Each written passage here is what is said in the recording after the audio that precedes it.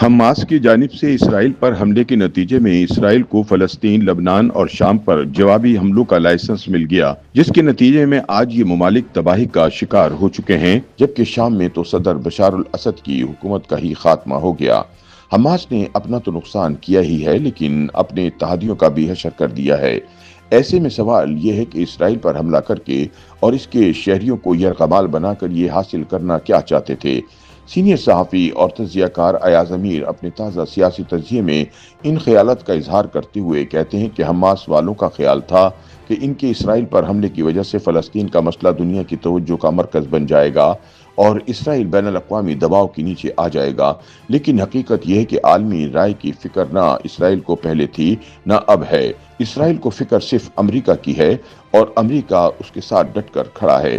بیشتر یورپی ممالک بھی اسرائیل کے ساتھ ہیں۔ اقوام متحدہ کی جنرل اسمبلی کے ووٹوں اور قراردادوں سے اسے کبھی سروکار نہیں رہا۔ ایاز امیر کے مطابق حماس کے تمام مفروضے غلط نکلے۔ اسرائیل نے غزہ اور اس کے باشندوں کو ایسی تباہی سے دوچار کیا جس کی مثال نہیں ملتی۔ سوال پھر وہی کہ حماس نے سوائے تباہی کے حاصل کیا کیا؟ حماس کا وجود ختم نہیں ہوا، لیکن اتنا نقصان اٹھانے کے بعد ایسے وجود کا کیا فائدہ؟ اسرائیل نے کچھ نہیں چھوڑا، ہسپتالوں تک کو تباہ کر دیا، اور حالت یہ کہ زخمی لوگوں کے لیے سن کرنے یا انستھیزیا کی سہولت تک ہسپتال سے ختم ہو چکی ہے۔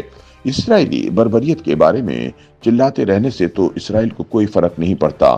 اسرائیل پر تنقید بہت ہوئی ہے، لیکن اس کا ہاتھ نہیں رکا اور غزہ کے باشندوں کی تباہی بند نہیں ہوئی۔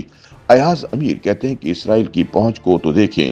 حماس کے سربراہ اسماعیل ہنیہ کو تب شہید کیا جب وہ تہران میں سرکاری مہمان تھے۔ حماس کے عسکری ونگ کے سربراہ یحییٰ سنوار، جن کے بارے میں کہا جاتا ہے کہ اسرائیل پر حملے کی ساری پلاننگ انہوں نے کی تھی، وہ غزہ میں مارے گئے، لڑتے ہوئے شہید ہوئے، لیکن اسرائیل نے انہیں ڈھونڈ تو لیا۔ اور تو اور حزب اللہ کے سربراہ حسن نصر اللہ اور بہت سے حزب اللہ کے لیڈر بیروت میں بمباری سے مارے گئے۔ حسن نصر اللہ زیر زمین ایک میٹنگ میں شریک تھے کہ خاص زمین دوز بموں اور میزائلوں سے اس کانفرنس ہال کو نشانہ بنایا گیا۔ اس سے پہلے کئی ایرانی کمانڈر بیروت میں بمباری کا شکار ہوئے۔ ایران نے اسرائیل پر ہوائی حملہ کیا، لیکن بیشتر میزائل اور ڈرون گرا دیے گئے اور اسرائیل کو نقصان ہوا بھی تو بہت تھوڑا۔ جواباً جب اسرائیل نے ایران پر فضائی حملہ کیا تو اسرائیلی طیارے آسانی سے اپنے اہداف تک پہنچے۔ ایاز امیر کہتے ہیں کہ حماس کے ایڈونچر ازم کی وجہ سے اس کے دونوں بڑے حمایتی ایران اور حزب اللہ کمزور ہوئے۔ حزب اللہ جتنا کر سکتا تھا اس نے اسرائیل کا مقابلہ کیا، لیکن طاقت کا پلڑا اسرائیل کی طرف اتنا زیادہ ہے کہ بھاری نقصان حزب اللہ کا ہوا۔ حزب اللہ اب بھی قائم ہے، لیکن پرانی والی بات اس کی نہیں رہی، اور جو کچھ شام میں ہوا ہے، بشار الاسد کو وہاں سے جو بھاگنا پڑا، اس کی تہ میں آپ جائیں تو وہی حماس کی ایڈونچر ازم ہے جس نے اس خطے میں ایسا ماحول پیدا کیا کہ بشار الاسد کی پوزیشن کمزور ہو گئی اور اس کے خلاف برسر پیکار جنگجو تنظیموں نے یہ سمجھ لیا کہ اب موقع ہے بشار الاسد کی حکومت کو ختم کرنے کا۔ اب تک بشار الاسد اس وجہ سے بچا ہوا تھا کہ اس کی پشت پر روس، ایران اور حزب اللہ تھے۔ روس یوکرین میں پھنسا ہوا ہے اور اس وقت بشار الاسد کی خاطر مدد کرنے کی پوزیشن میں نہیں رہا۔ جہاں تک ایران اور حزب اللہ کا تعلق ہے، حماس کی چھڑی ہوئی جنگ کی وجہ سے شام میں کوئی بڑا کردار ادا کرنے کی صلاحیت سے محروم ہو چکے تھے۔ بے ساکھیوں کے بغیر بشار الاسد مخالف فوجوں کے سامنے چند روز بھی نہ ٹھہر سکے۔ ایاز امیر کہتے ہیں کہ ایران کو بڑا ناز تھا کہ اس نے آگ کا ایک دائرہ اسرائیل کے گرد کھینچا ہوا ہے، اور شام ایران کا حمایتی، حزب اللہ ایران کے ساتھ، حماس بھی ایران کی حمایت یافتہ، اور نیچے یمن میں حوثی بھی ایران کے طرفدار۔ غزہ کی تباہی کے نتیجے میں یہ آگ کا دائرہ ختم ہو چکا ہے۔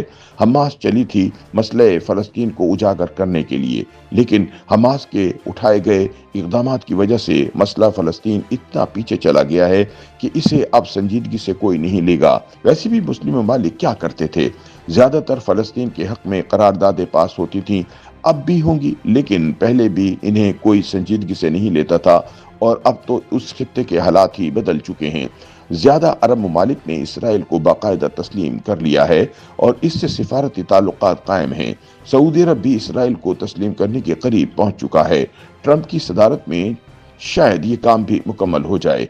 ईरान और शाम हैं जो इसराइल के मुखालिफ हैं, लेकिन मौजूदा हालात की वजह से दोनों कमजोर हो चुके हैं और शाम तो शायद ईरानी असर से बिल्कुल ही निकल आए।